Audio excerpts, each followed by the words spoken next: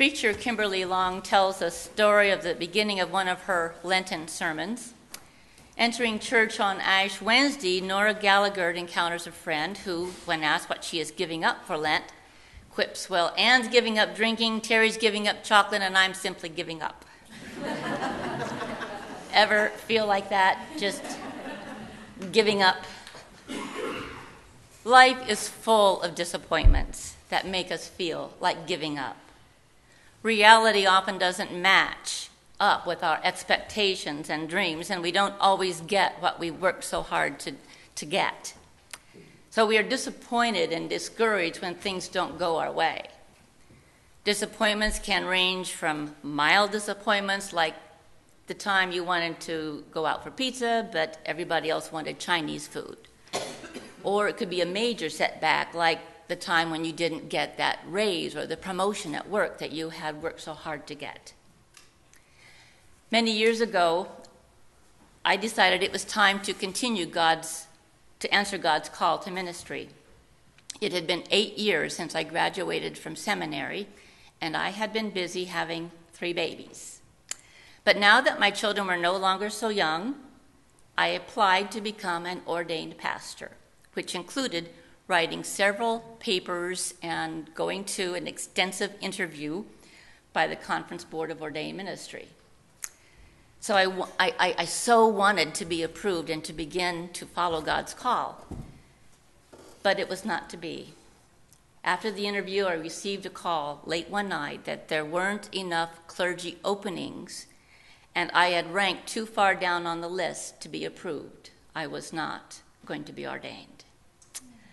I was not merely disappointed, I was discouraged and devastated. But buckets of tears. I felt like giving up. In today's gospel, Jesus is disappointed and discouraged over his beloved Jerusalem, and he laments the city's unwillingness to turn toward God.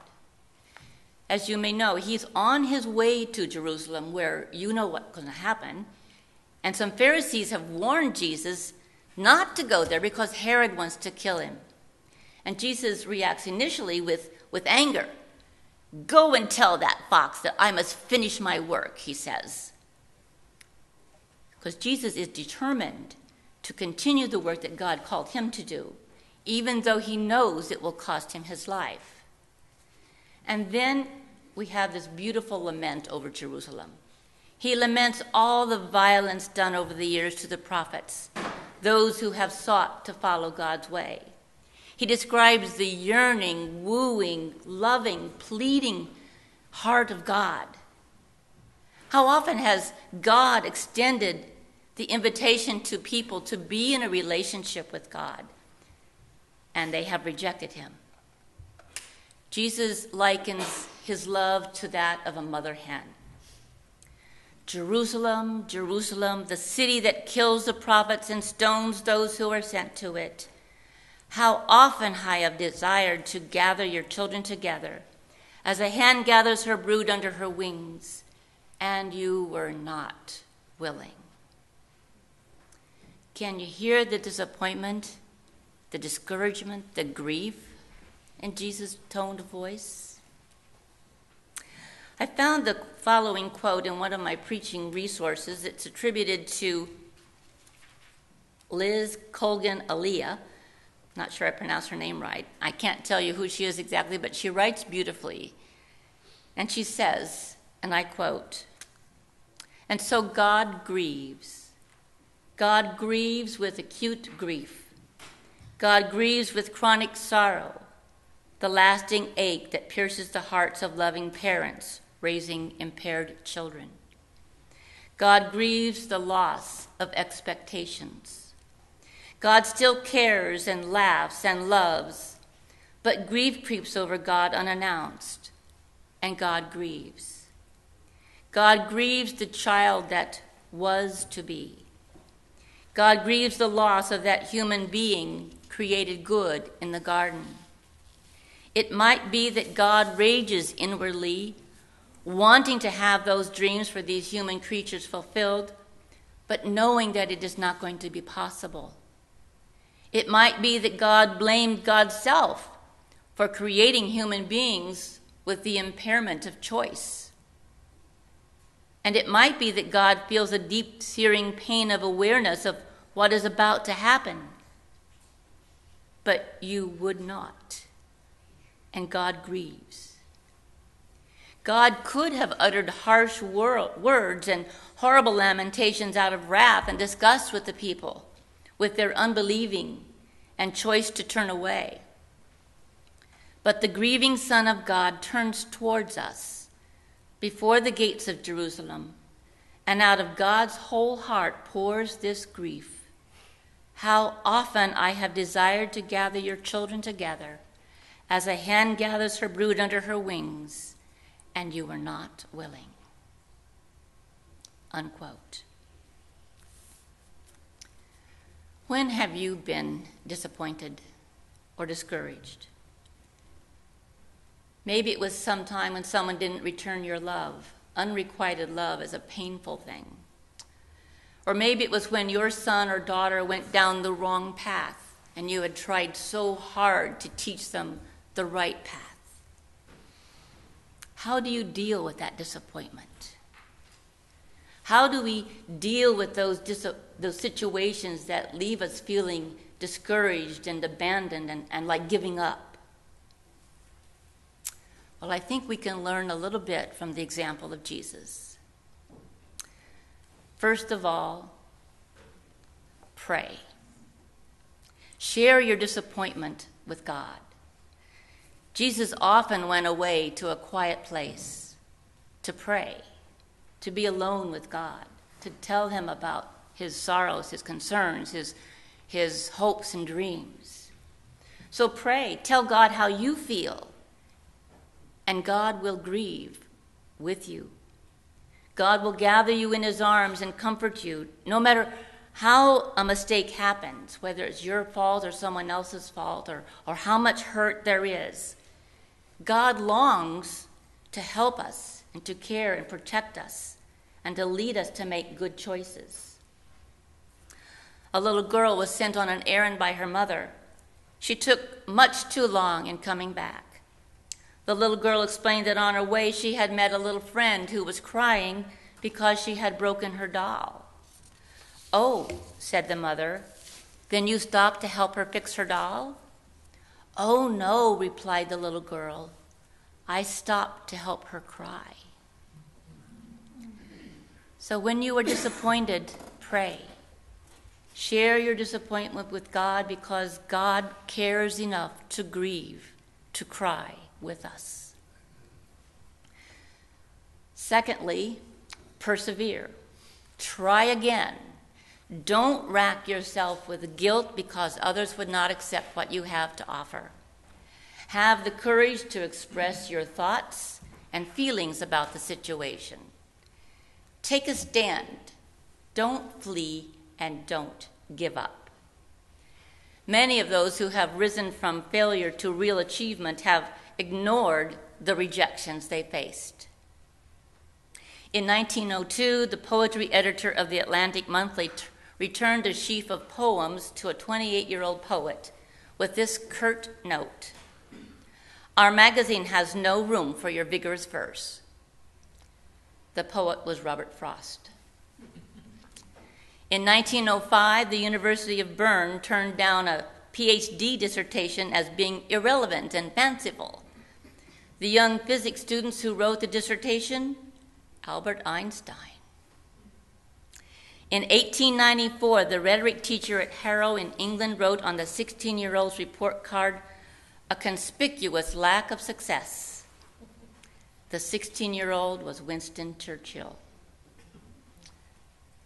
All of these people kept on persevering. They didn't give up when they received a rejection. So if an obstacle appears in your way, persevere, move around it, go on to more fruitful areas of endeavor, and continue your work for good to the best of your ability.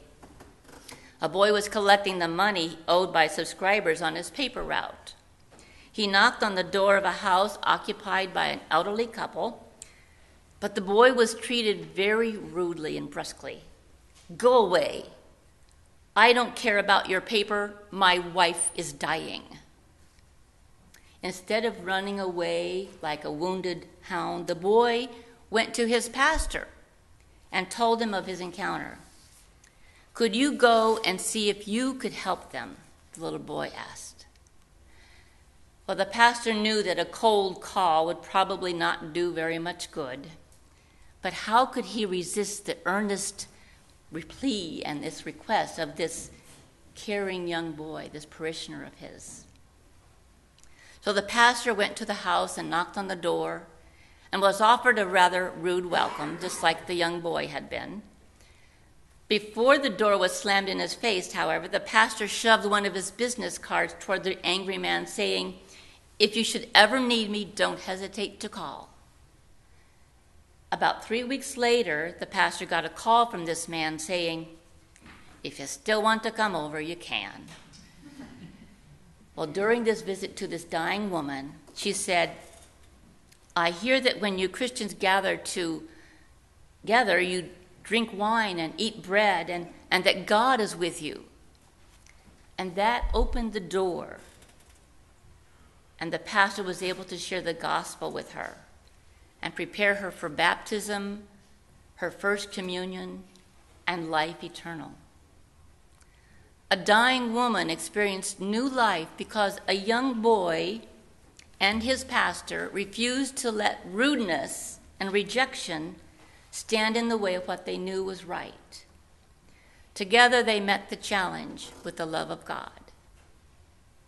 So if others are disappointed with you, if others reject you, if an obstacle appears in your road, move around it. Go on to more fruitful areas of endeavor. Pray and persevere. Finally, and most importantly, as I told the children, have faith. Jerusalem would not listen to Jesus. They were not open to receiving him at that time. All he could do was move on and wait for God to accomplish God's purposes in some other way. Jesus could not or would not control the response of other people. And neither can we. All we can do is give it our best effort and place it in the merciful hands of God. Back to my rejection of ordination. When I wasn't approved, I was thoroughly discouraged and tempted to give up. However, after talking it over with some good friends and praying about it, I decided to try again the following year. This time, I worked harder on my papers, and I was better prepared for the interview. And that year, by God's grace, I was approved. I ranked much higher in the list, and I think there were only 4 of us ordained that year out of about 15. So my journey began as an ordained pastor. It's not always been easy, and there have been times of grief and tears, times when I wanted to give up, thinking, what am I doing in this ministry? Just like maybe Jesus felt. But I prayed, and with God's help, I persevered, and I had faith that God was with me. And that is the good news for today. Even though we may have failed God, God does never fail us. As we look back on our lives, you can recognize God has been there all the time, right before your very eyes. Even in the midst of disappointment and struggle, even in the midst of the worst times of our lives, God was always there. We might not have recognized God. God may have come in the form of a friend who gave us a helping hand. God may have come in the form of a community outraged by injustice. God may have come in an arm around the shoulder or a phone call of encouragement. God is always there, simply waiting for us to call upon him, to recognize God's presence. Disappointment, discouragement can bring grief and tears. But the love of God gathers and unites and solidifies and intensifies and reconciles. And this is God's intention for the work of Christ and for our work too. As Frederick Buechner writes, whenever you find tears in your eyes, especially unexpected tears, it is well to pay the closest attention. They are not only telling you something about the secret of who you are, but more often than not, God is speaking to you through them of the mystery of where you have come from and is summoning you to where, if your soul is to be saved, you should go next. Amen.